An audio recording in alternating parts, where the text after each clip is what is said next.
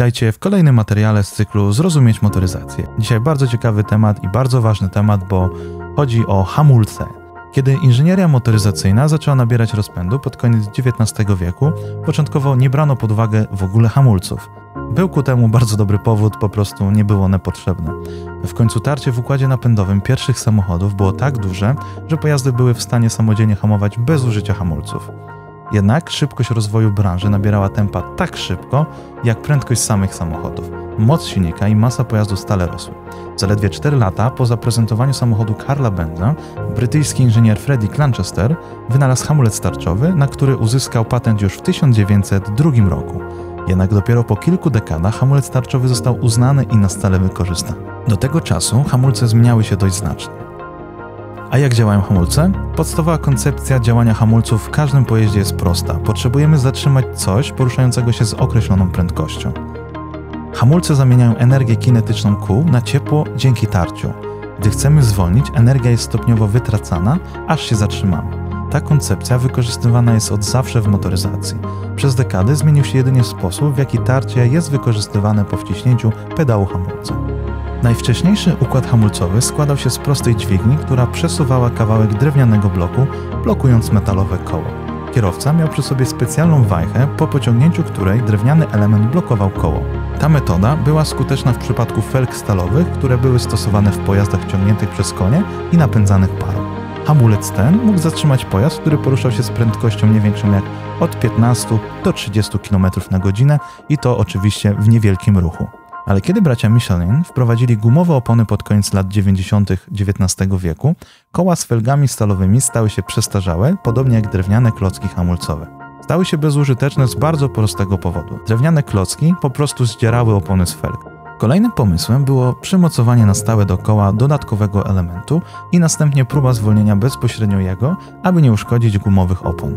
Uważany za fundament nowoczesnego układu hamulcowego, mechaniczny hamulec bębnowy został opracowany już w 1902 roku przez francuskiego producenta Louis Renault, pioniera w branży motoryzacyjnej. Jednak pierwszym lub jednym z pierwszych, którzy sądzili, że owinięty kablem bęben zakotwiczony w podwoziu pojazdu może być wykorzystywany do zatrzymania dętego auta, był Daimler. Pierwszą koncepcję hamulca bębnowego stworzył już w 1899 roku. W 1901 roku Wilhelm Maybach zaprojektował pierwszego Mercedesa z prostym mechanicznym hamulcem bębnowym, którym stalowe linki owinięto wokół bębnów tylnych kół i były obsługiwane za pomocą dźwigni ręcznej. Ale to Louis Renault został uznany za wynalazcę hamulca bębnowego, który stał się standardem w samochodach. Jak działają hamulce bębnowe? Bęben zamocowany jest do koła. W jego środku znajdują się dwie termiczne okładziny. Gdy naciskasz hamulec, obie okładziny są zaciskane i dociskane do bębna. Okładziny zwalniają bęben, który zatrzymuje koło. Pierwsze auta wykorzystujące ten system korzystały ze złożonego układu linek i cięgien, by przenieść siłę wciskanego pedała hamulca do bębna.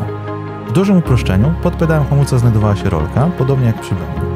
Wciskając hamulec, linka napinała się o dwie rolki, ciągnąc za sobą dźwignię okładzin bębna. W bębnie znajdowała się specjalna taśma, która rozszerzała się, dzięki czemu okładziny były dociskane do bębna. Siła hamowania zależała od siły, z jaką wciskało się pedał hamulca. Jednak hamulce bębnowe wykorzystujące linki miały bardzo poważną wadę. Czasami, gdy kierowcy wjeżdżali na wzniesienie, hamulce odwijały się i auto zaczynało staczać się, tracąc możliwość zatrzymania. Kolejnym problemem był kurz i woda, które sprawiły, że ten element musiał być bardzo często serwisowany i też musiał być bardzo precyzyjnie ustawiony. Jeżeli dźwignie lub rolki były źle ustawione, a linki były nierówno napięte, każde koło hamowało z inną siłą, a to było dość niebezpieczne. W 1918 roku Malcolm Lockheed, który w 1926 roku zmienił nazwisko na Lockheed, Lockheeda możecie znać chociażby dzięki konsorcjum Lockheed Martin, jednego z liderów przemysłu obronnego i lotniczego na świecie. I właśnie w 1918 roku Malcolm Lockheed zaprezentował koncepcję układu hamulcowego na 4 koła wykorzystującego hydraulikę. Korzystając z cylindrów i rurek, firma hydrauliczna Lockheed używa płynów do przeniesienia siły na szczękę hamulcową po wciśnięciu pedału. Co istotne, przewody hamulców hydraulicznych bardzo rzadko się zrywają i wymagają też tak częstego serwisu, jak w przypadku systemu mechanicznego. Precyzja hamowania jest większa i by zahamować, nie trzeba tak mocno naciskać na hamulec. Hydrauliczny układ hamulcowy został po raz pierwszy zamontowany na wszystkich 4 kołach samochodu modelu Duesenberg w 1921 roku. Auto miało jednak problemy z licznymi wyciekami. Inżynierowie z Maxwell Motor Corporation stworzyli specjalne gumowe uszczelnienia zbiornika, dzięki czemu przecieki zniknęły. W 1923 roku ulepszone hamulce Low-Head były oferowane jako opcjonalne ulepszenie w samochodzie Maxwell Hammers za $75. Ta nowa konstrukcja hamulców była również stosowana w samochodach Chrysler od 1924 do 1962 roku. Inni producenci samochodów podążali za Chryslerem od 1924 roku. Kolejne modele samochodów, które zostały wyposażone w ulepszone czterokołowe hamulce hydrauliczne, to amerykański model Chrysler Six Phaeton B70 i brytyjski Triumph 1335. Następnie do 1931 roku amerykańscy producenci tacy jak Dodge, Chrysler, Plymouth produkowali swoje samochody już z hamulcami hydraulicznymi. Ale Ford i General Motors nadal stosowali hamulce mechaniczne. W połowie lat 30. General Motors nawiązał współpracę z firmą Bendix produkującą hamulce hydrauliczne. Gdy coraz więcej producentów samochodów zdecydowało się na układ hydrauliczny, Bendix zdecydował się kupić firmę hydrauliczną Lockheed i przejąć patent tego wynalazku. Ford był ostatnim producentem, który używał jeszcze układu mechanicznego. Było tak aż do 1938 roku. Jakie były wady hamulców bębnowych? Hamulce bębnowe były całkiem niezłe i wykorzystywano je niemal we wszystkich produkowanych samochodach przez kolejnych 30 lat. Jednak miały jedną dużą wadę. Przy częstym używaniu bardzo się nagrzewały. Wraz ze wzrostem temperatury bębna spadała siła hamowania, bo energia kinetyczna nie mogła być już bardziej przetworzona na ciepło. Hamulce zaczęły zawodzić w momencie, gdy potrzebowano ich najbardziej, czyli w sytuacjach awaryjnych. Jak więc stworzyć lepsze hamulce? Opracować lepsze okładziny oferujące większe tarcie oraz wprowadzić system, który efektywnie odprowadza ciepło starcia. Okładziny musiały być odpowiednio mocne, by zatrzymać koło, ale wystarczająco miękkie, by nie uszkodzić przy tym bębna. Kolejnym sposobem na zwiększenie tarcia było zastosowanie większego nacisku. Bębny do tej pory działały poprzez rozpychanie okładzin. Inżynierowie wpadli na pomysł, że nacisk elementów na siebie będzie większy, gdy się je ściśnie. Kolejnym pomysłem było zwiększenie powierzchni styku do wytworzenia tarcia. Ostatecznie najlepszą metodą na polepszenie hamulców było pozbycie się bębna, zwiększenie powierzchni styku oraz zmiana metody hamowania na ściskanie. Dlatego zamiast bębnów inżynierowie użyli tarcz. Hamulec tarczowy został wynaleziony znacznie wcześniej niż stał się popularny. W 1898 roku Elmer Ambrose Sperry zaprojektował samochód elektryczny z tarczowymi hamulcami przednich kół zbudowanymi przez Cleveland Machine Screw Corporation. Hamulce tarczowe działają jak hamulce rowerowe, w których zacisk z klockami hamulcowymi ściska tarczę lub wirnik. Jednak to William Lancaster, angielski inżynier, opatentował ten pomysł w 1902 roku. Największym minusem jego wynalazku był jednak okropny hałas, jaki wytwarzał. Było to spowodowane miedzianymi okładzinami hamulcowymi poruszającymi się o metalową tarczę. Po 5 latach inny Brytyjczyk o nazwisku Herbert Froud rozwiązał problem hałasu, wyścielając okładziny trwałym azbestem, który był stosowany w hamulcach samochodowych jeszcze do lat 80. Jakie są zalety hamulców tarczowych?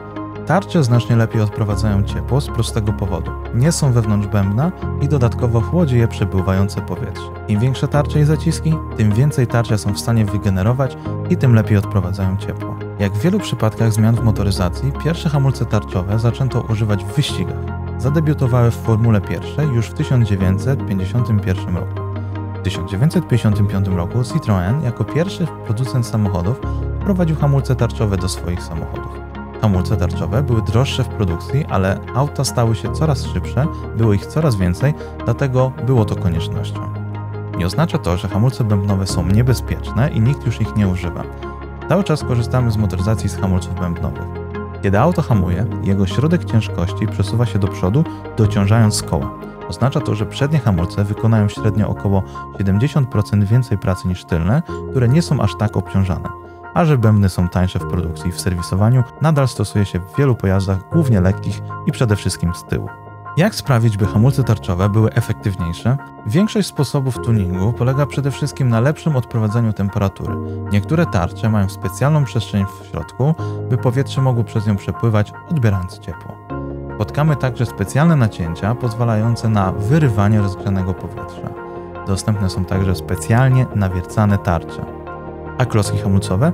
Większość z nich wykonana jest z materiałów półmetalicznych, czyli tworzywa zmieszanego z różną ilością opiłków metalu dla zwiększenia tarcia. Zależy to jednak głównie od regionu. Na przykład w Japonii wykorzystuje się klocki z materiałów organicznych, bez stali i elementów ciernych. Są ciche i trwałe, ale nie nadają się do aut osiągających duże prędkości lub o dużej masie.